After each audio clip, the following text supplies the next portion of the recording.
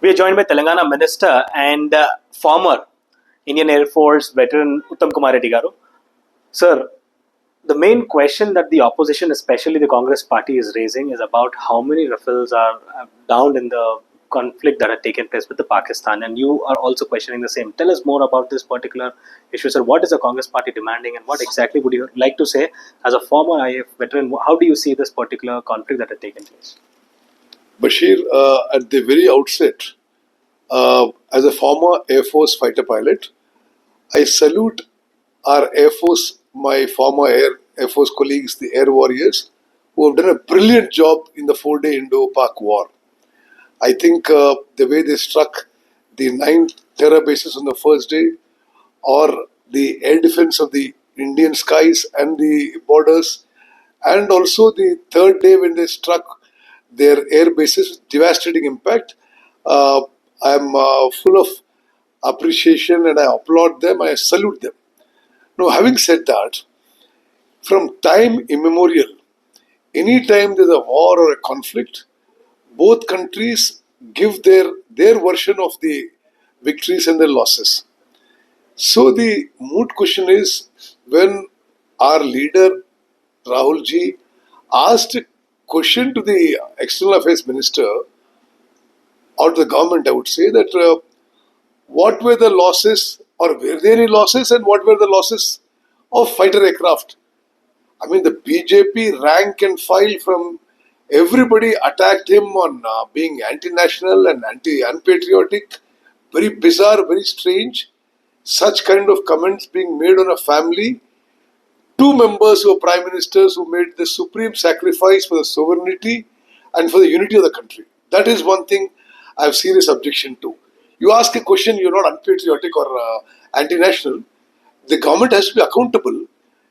And Rafale is the most recent acquisition of the Indian Air Force, purchased at a fairly steep price.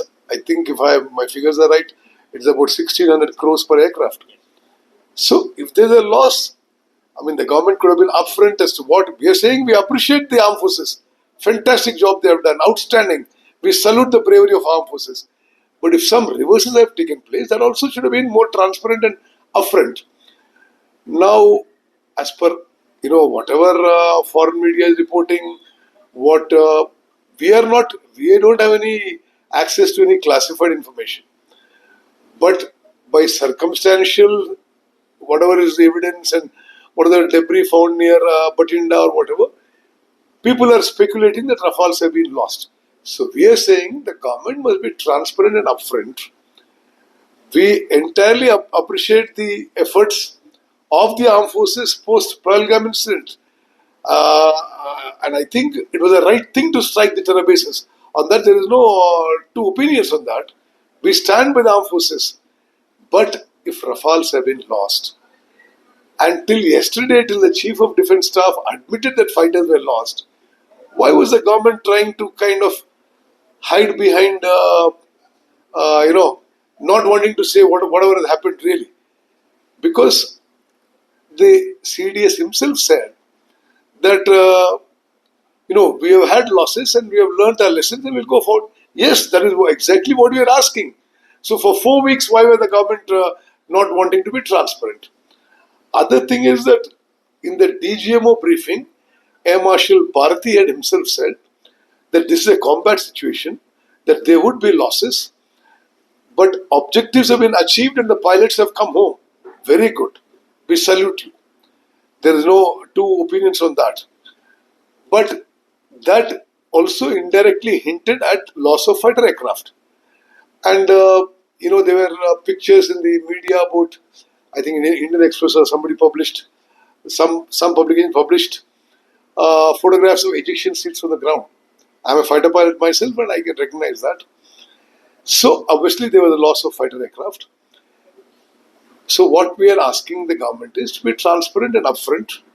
And that should not be, if you ask a question, it's not being unpatriotic or anti-national. I have risked my life myself.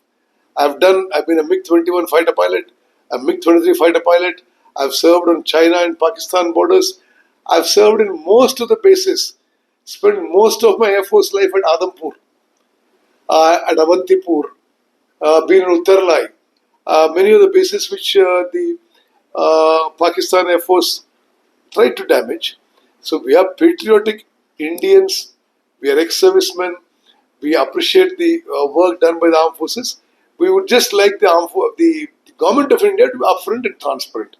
Second worrying thing, Bashir, for all of you and for all your viewers, I don't remember the date. On a particular date at 5:30 or 6 in the evening, I myself saw a tweet by President Donald Trump that he has, due to his efforts, the India and Pakistan have reached a ceasefire. And he's continued it on many occasions, probably 15, 20 times, that he threatened India with trade tariffs, that, there was going to be a nuclear threat, all kinds of, announcements and tweets by President Trump. Why doesn't the government of India be upfront about it? Did we approach the United States for mediation? Because you look at the chronology, Bashir.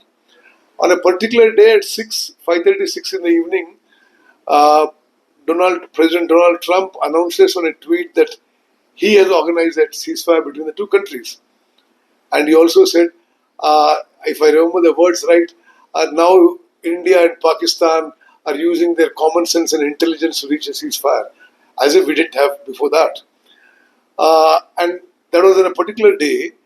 The next day at 3 o'clock or 3:30 or 4 o'clock, the DGMO Pakistan calls the DGMO India, and then they agree on a ceasefire. That means somebody has asked the US to mediate. So we are asking the government of India, did you ask the US to mediate? I mean, they can be upfront and transparent about it than trying to hide behind something and all. That's not right. Well, so how do you see the delegation that has been sent to the other countries to express about what exactly the terrorism in Pakistan and what India's stand was, and the whole Operation Sindoor and Pahalgam incident is being explained to the other countries? See, at this point, Bashir, I don't want to say anything controversial. And I don't want to say anything political. That's above my pay grade. All I can say is the Congress party has agreed with the government of India on sending delegations to various countries to put our viewpoint across. Up to that, the Congress party is in agreement with the government of India. Beyond that, don't ask me, I will not reply. Okay.